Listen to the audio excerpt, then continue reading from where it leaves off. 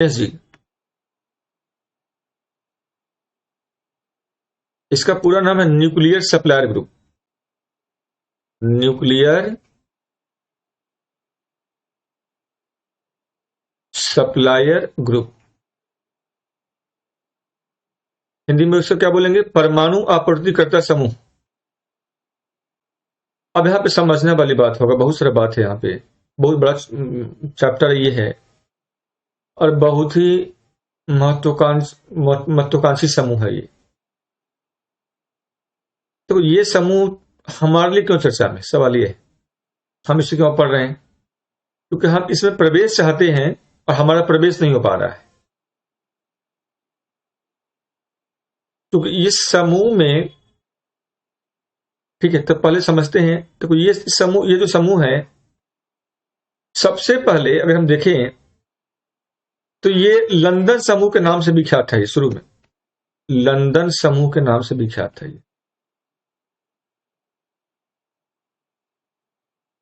इस समूह का स्थापना हुआ था 1975 में और स्थापना में शामिल जो देश था वो G7 कंट्री था। G7 कंट्री था, मतलब 7 देशों का समूह था शुरू में। ये 7 देश कौन कौन से थे, इसका नाम आप लोगों को पता होना चाहिए। पहला है अमेरिका, यूएसए। यूएसए के बाद दूसरा है यूएसएसआर, जो उस समय का था, अब तो रसिया के नाम से आप लोग इसे याद रख सकते हो। चाइना। चौथा हो गया यूके। पांचवा है फ्रांस। छठा इसमें हो जाएगा जर्मनी। और सातवां है जापान।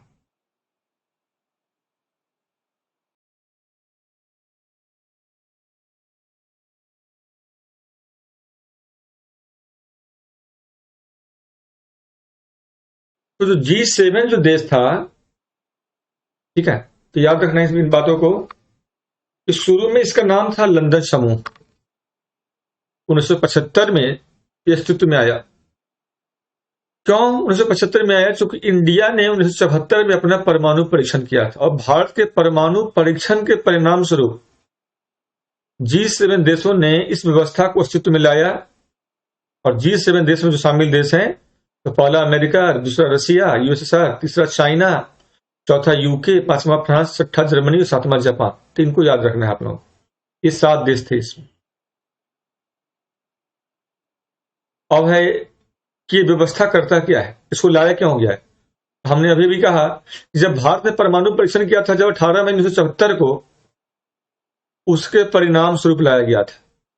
क्योंकि इस व्यवस्था के देशों को ये नहीं पच पा रहा था कि इंडिया परमाणु परीक्षण किया तो कैसे कर लिया, क्योंकि इसे लगा कहीं ना कहीं नाभिकीय पदार्थ, नाभिकीय तकनीक का जो आयात निर्यात है वो ढीला है और इंडिया को सब चीज मिला है और इसलिए इंडिया ऐसा कर पाया है। उसी व्यवस्था को टाइट करने के लिए, आयात निर्यात के ऊपर लगाम लगाने के लिए, ताकि आने वाले समय में और भी कोई दो देश इस तरह की चीजों को आसानी से हासिल करके परीक्षण न कर सके,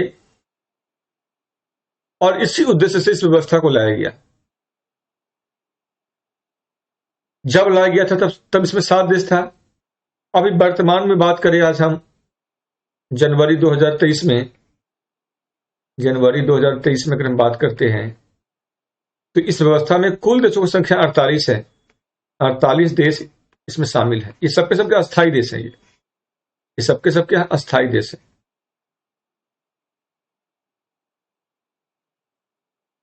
अब है कि ये इस व्यवस्था में हम लोग, भारत भी चाहता है आना है, तो पहले से इस व्यवस्था का ऑब्जेक्टिव क्या है? इस व्यवस्था का जो ऑब्जेक्टिव है,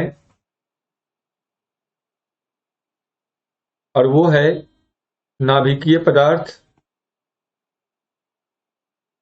नाभिकीय पदार्थ का मतलब नाभिकीय ईंधन। पदार्थ का मतलब हुआ ईंधन से, ठीक है। दूसरा है नाभिकीय तकनीक।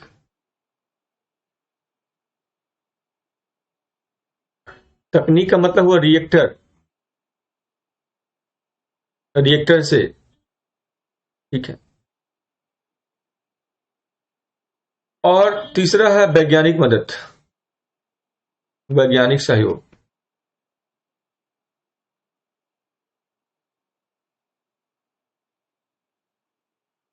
तो इन तीनों के जो आयात निर्यात को नियंत्रित करता है, भाई वैज्ञानिक सहयोग का भी आयात आयात नियंत्रण।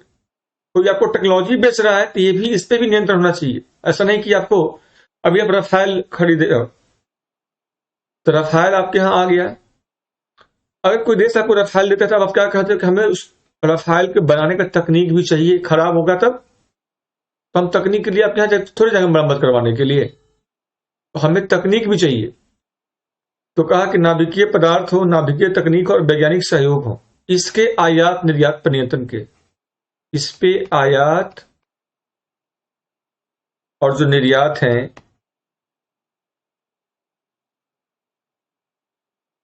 के नियंत्रण के ऊपर,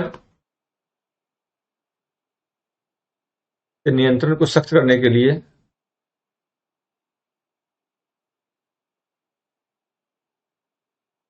सख्त करने के लिए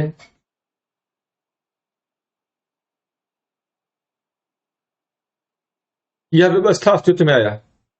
इन तीनों बातों को आप लोग यहां पे याद रखोगे।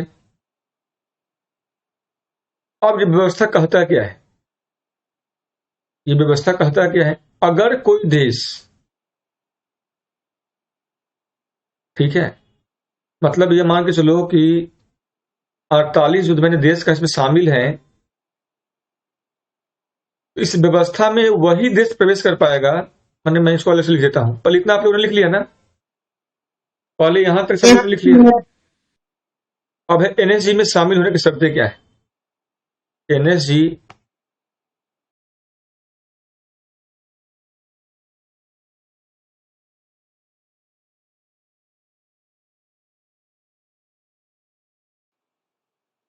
में प्रवेश की शर्तें,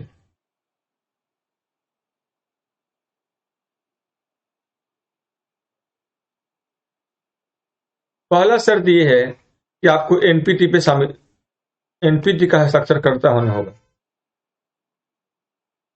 हस्ताक्षर करता होना होगा। दूसरा शर्त यहां पे है, आपको एनएसजी के सभी सदस्यों का समर्थन होना चाहिए।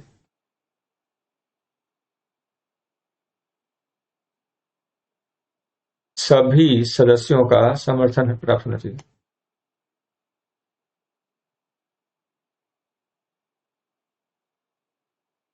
तो अगर आपके पास इन दोनों में से कोई भी चीज है तो इसमें आप शामिल हो सकते हो।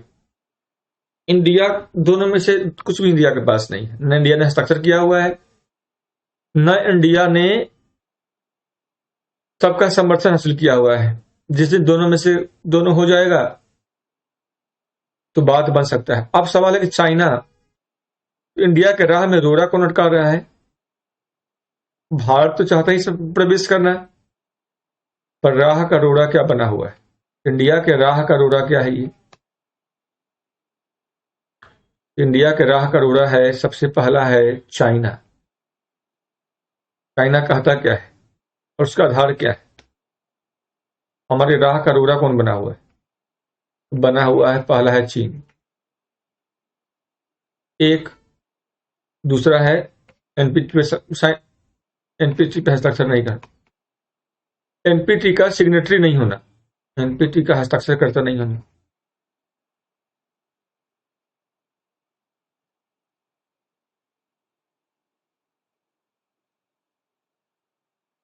हम चाहते क्या है, चीन कहता है कि अगर इंडिया बिना एनपीटी पे साइन किए हुए प्रवेश करता है तो पाकिस्तान क्यों नहीं। इंडिया कहता है यहां पे कि एनएसजी में जो लोग आज हैं सबके सबने एनपीटी पे साइन नहीं किया हुआ है, तो फिर वो क्यों। दूसरा बात है, तो फिर इंडिया की संभावना क्या है, ना आपको सबका समर्थन मिल पा रहा है, ना आप हस्ताक्षर करता हो। तो अगर या तो हम चीन को मना लें, चीन मान जाए। चीन क्यों मान रहा है, क्योंकि चीन के साथ हमारा बहुत बड़ा सीमा विवाद है और चीन हमारे लिए भरोसेमंद भी नहीं रहा है। जबकि उसके साथ हमारा बिलियन डॉलर का व्यापार चल रहा है। और उस बिलियन डॉलर के व्यापार में भी अभी अभी हम देख रहे हैं, जब से नरेंद्र मोदी आए हैं उस व्यापार में भी गिरावट ही हुआ है चीन के साथ, क्योंकि मोदी जी आत्मनिर्भर भारत को बनाने के क्रम में क्या हुआ ना, अंतर्राष्ट्रीय जो व्यापार है उसमें भारत के व्यापार को बढ़ाने का प्रयास किया है। इसका नतीजा ये हुआ है कि चाइना कहीं ना कहीं आज वो हमसे परेशान है। ठीक है, एक आंकड़ा मैं बताता हूं अभी आप लोगों को, तो कुछ बातें क्लियर हो जाएगा।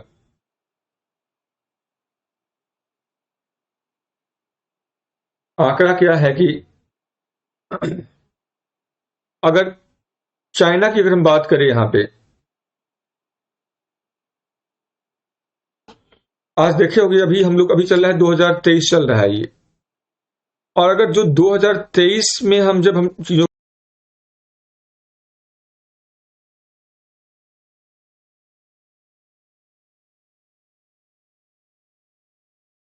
को मिलाते हैं, और इससे पहले अगर हम चले जाएं 2011 से 23 के बीच में, और तब अगर हम चीजों को मिलाना शुरू करें तो हमें फिर समझ में आता है कि आंकड़ा का खेल कैसे बिगड़ा हुआ है। अभी क्या हुआ है, चीन के साथ हमारा जो व्यापार है, जो मतलब शुरू में बढ़ते हुए क्रम में था, आयात की बात करें अगर हम या निर्यात की बात अगर हम करें, तो उसमें बड़ा सा एक बदलाव देखने को मिल रहा है। देखो 2000 अगर हम देखें 7-8 के बाद, 2007 में चीन से हम जो आयात कर रहे थे लगभग 1.4 बिलियन का था। 2008 में अगर हम देखें तो ये 30.2 बिलियन अमेरिकी डॉलर का था ये। अगर हम देखते हैं कि 2008 के बाद अगर हाल में देखोगे आप, तो ये जो व्यापार है वो अब बहुत हद तक घट गया है, जो कभी न कभी मनमोहन सिंह के टाइम में काफी बढ़ा हुआ था। तो प्रधानमंत्री हमारे ये चाहते हैं कि हम जो भी चीज बनाएं उसमें हम बनाएं अपना, न कि हम चाइनीज आयात करें। चाइना के आयात को हम घटा रहे हैं, अपने निर्यात को बढ़ाने का प्रयास कर रहे हैं, और ये एक बड़ा सा गिफ्ट होगा भारत के लिए आने वाले समय में। तो वैसे भी चीन का समर्थन आपको मिलने से रहा, चीन का समर्थन यहाँ पे आपको नहीं मिल पाएगा, क्योंकि आपने अपने आयात को चाइना से कम कर लिया है और आप निर्यात को बढ़ा रहे हो। अब रही बात संभावना, फिर क्या है एनएसजी में प्रवेश का। एनएसजी में प्रवेश की संभावना का आधार एक ही है। एनएसजी में अगर प्रवेश करना है तो आप कह सकते हो कि ये उम्मीद है, संभावना है, ये क्या है ये, और उससे फायदे क्या होंगे। संभावना क्या है, तो प्रवेश का संभावना नंबर 1, इंडिया एमटीसीआर, क्या ये, उसका आगे बताऊंगा, डिटेल में पढ़ाऊंगा एमटीसीआर क्या है ये उसमें 35वें सदस्य ग्रुप में शामिल हो चुका है। इंडिया ऑस्ट्रेलियाई ग्रुप में आ चुका है, शामिल हो गया, ऑस्ट्रेलियाई ग्रुप में शामिल हो चुका है इंडिया वासेनार व्यवस्था में आ चुका है, इंडिया वासेनार में आ चुका है। इंडिया आईटीआर प्रोजेक्ट में एक्टिव मेंबर है इंडिया। 5वां, इंडिया और यूएसए का जो संबंध है बहुत बेहतर हो चुका है, इंडिया यूएसए का संबंध। इंडिया को रसिया का सहयोग मिला ही हुआ है, आज इंडिया रसिया के साथ भी व्यापार कर रहा है।